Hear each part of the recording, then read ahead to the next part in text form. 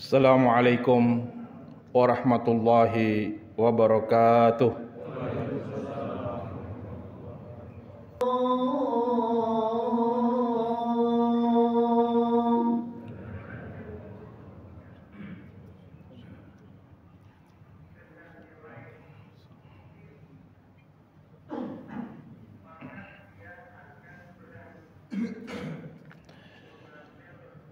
Innal hamdalillah nahmaduhu wa nasta'inuhu wa nastaghfiruhu wa nastahdihi wa na'udzu billahi ta'ala min syururi anfusina wa min sayyiati a'malina. May yahdihillahu fala mudhillalah wa may yudlil fala hadiyalah. Asyhadu an la ilaha illallah wahdahu la syarikalah, la ilaha ghairuh wa la rabban siwah. Wa ashhadu anna sayyidana wa habibana wa maulana wa qudwatana Muhammadan abdullahi wa rasuluh wa safwatuhu min khalqihi wa khaliluh. Ba'athahu Allahu bil huda wa dinil haqq liyuzhirahu 'ala ad-dini kullih fahada ummatahu min dalal wa bassaraha min ama wa arsyadaha min ghay wa tarakaha ala mahajjatin bayda lailuha kanahariha la yazighu anha illa halik. Allahumma salli wa sallim wa barik alaihi kullama dzakarahu dzakiruna wa ghafala an dzikrihi al-ghafilun. Wa usikum ayyuhal muslimun wa nafsiyal mudnibah bitaqwallahi ta'ala. Ya ayyuhalladzina amanu taqullaha haqqa tuqatih wa la tamutunna illa wa antum muslimun. Fattaquhu ayyuhal muslimun wa ati'uhu fima amarakum bih wa'lamu annakum mulaquh amma ba'd. Kaum muslimin jamaah salat Jumat yang dimuliakan Allah, mengawali khutbah Jumat pada hari ini, khatib ingin mengingatkan, ingin menyampaikan salah satu wasiat Allah Subhanahu wa taala kepada kita semua yang terdapat dalam surah Al-An'am ayat 153. A'udzu billahi minasyaitonir rajim. Bismillahirrahmanirrahim. Wa anna hadza sirati mustaqiman fattabi'uhu wa la tattabi'us subula fatafarraqa bikum an sabilih dzalikum wassaqum bihi la'allakum tattaqun. Adalah bahwasanya agama Islam yang kita anut, yang kita yakini kebenarannya ini, itulah sesungguhnya yang dimaksud dengan siratal mustaqim, jalan Allah yang lurus. Kemudian kita diperintahkan untuk istiqamah, menempuh jalan lurus itu. Dan Allah melarang kita menempuh jalan-jalan kesesatan, yaitu jalan yang menyebabkan kita bercerai-berai, jalan yang menghancurkan persatuan kita, dan jalan yang menyebabkan timbulnya fitnah di antara kita. Demikianlah wasiat Allah Subhanahu wa taala. Semoga ketakwaan kita kepadanya meningkat. Dan pada hari ini kita sudah berada di awal bulan Zulhijjah.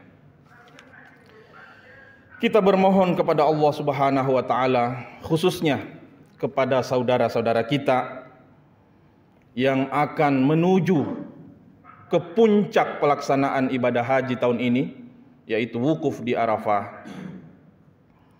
Semoga Allah Subhanahu wa taala memberikan kemudahan kepada mereka, diberikan kelancaran dalam melaksanakan ibadahnya, dan diterima ibadah hajinya menjadi ibadah haji yang mabrur. Dan mudah-mudahan Masjid Al-Hamra dan begitu juga masjid-masjid lainnya dapat menjadi alat pemersatu umat, pemersatu bangsa, memberi ketenangan dan kesejukan kepada setiap warga masyarakat. Begitu masuk ke masjid, diharapkan kita utuh kembali menjadi satu umat, satu bangsa. Tidak ada perpecahan, tidak ada permusuhan, dan tidak ada konflik. Demikianlah sesungguhnya gambaran yang diharapkan dari suasana masjid. Semua satu di hadapan Allah Subhanahu wa ta'ala yang maha kuasa. Walaupun masjid saat ini tidak lagi berfungsi seperti fungsi masjid pada masa Rasulullah sallallahu alaihi wasallam, tapi nilai-nilai yang diajarkan oleh Rasulullah sallallahu alaihi wasallam harus tetap dilestarikan, harus tetap dipertahankan, dan harus tetap kita wujudkan. Kaum muslimin jamaah salat Jumat yang dimuliakan Allah. Pada masa Rasulullah sallallahu alaihi wasallam, sesungguhnya para sahabat itu sudah berbeda pendapat. Muadzin Rasulullah Bilal bin Rabah, istri Nabi Sayyidatuna Aisyah binti Abi Bakar, Ummul Mukminin,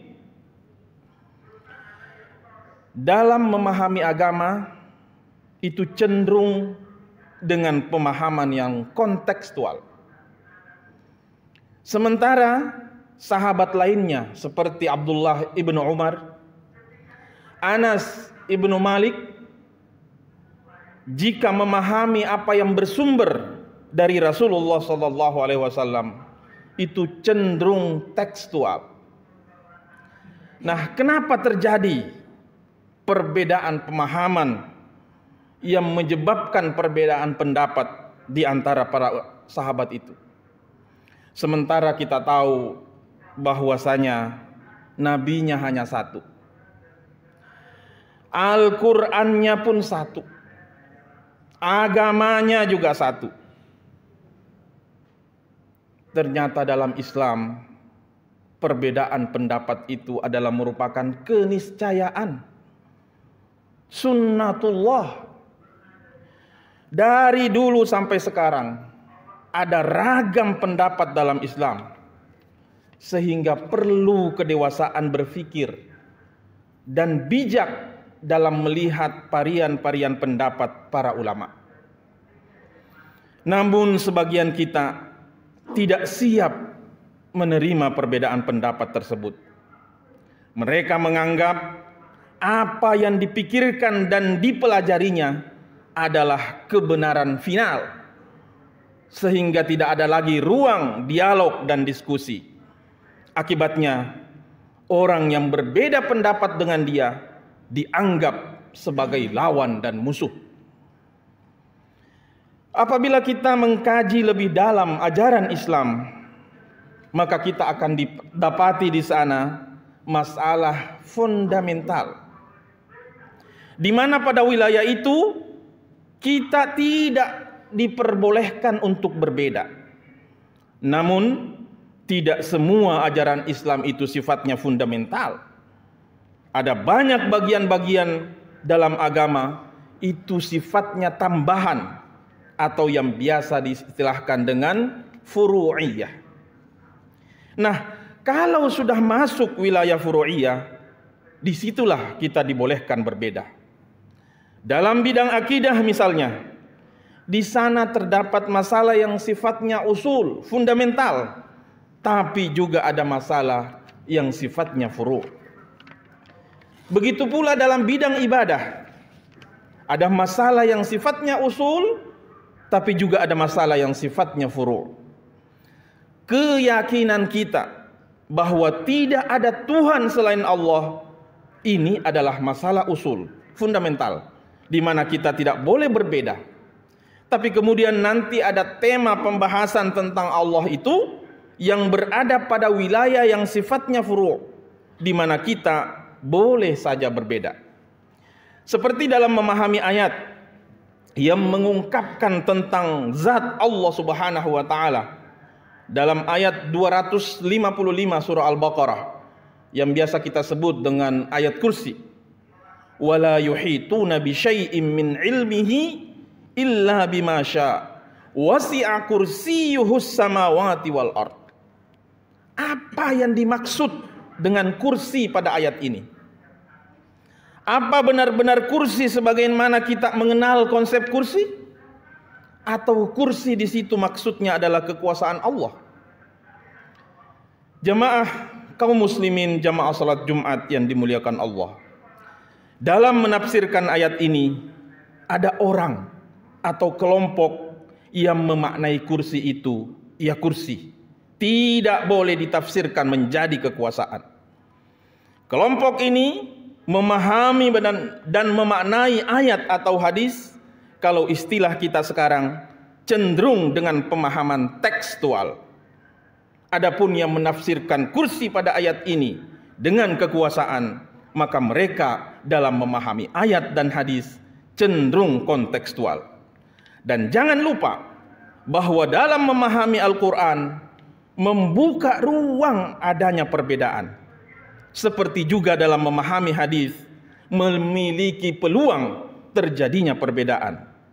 Jadi prinsip kembali kepada Al-Quran dan hadis bukan berarti pemahaman, pemikiran akan selalu sama dan satu. Tentu tidak. Hal seperti inilah yang kadang kita lupa. Padahal dalam satu ayat yang sama, hukum yang dihasilkan itu bisa beda-beda. Bahkan pada ayat yang sama, cara bacanya bisa beda. Cara bacanya bisa 2, 3, bahkan 7 sekaligus. Qala Rasulullah sallallahu alaihi wasallam, unzilal Qur'anu ala sab'ati ahruf likulli ayatin minha zahrun wa batnun. Al-Quran itu diturunkan dengan 7 huruf dan kadang perbedaan cara baca menimbulkan perbedaan makna. Kaum muslimin jamaah salat Jumat yang dimuliakan Allah. Suatu ketika Rasulullah sallallahu alaihi wasallam memerintahkan sahabatnya berangkat ke perkampungan Bani Quraidah. Lalu para sahabat berkata, "Ya Rasulullah, sebentar lagi masuk waktu asar. Lebih baik kita sholat asar dulu, setelah itu kita berangkat." Kata Nabi, "Tidak, kalian berangkat sekarang juga. Wala yusalliyanna ahadun al-asra illa fi Bani Quraidah. Fa'adraka ba'duhum al-as fit tariq. Faqala ba'duhum la nusalli hatta na'tiha. Wa qala ba'duhum bal nusalli. Lam yurad minna dhalika. Fadzukira lin Nabi sallallahu alaihi wasallam falam yu'annif wahidam minhum." Intinya, kalian tidak boleh ada yang sholat asar kecuali di perkampungan Bani Quraidah. Dalam perjalanan tidak ada yang berani sholat asar. Namun setelah matahari hampir terbenam, mereka pun belum sampai juga ke perkampungan Bani Quraidah, muncullah perbedaan pendapat di antara para sahabat. Mereka terpecah menjadi 2 kelompok.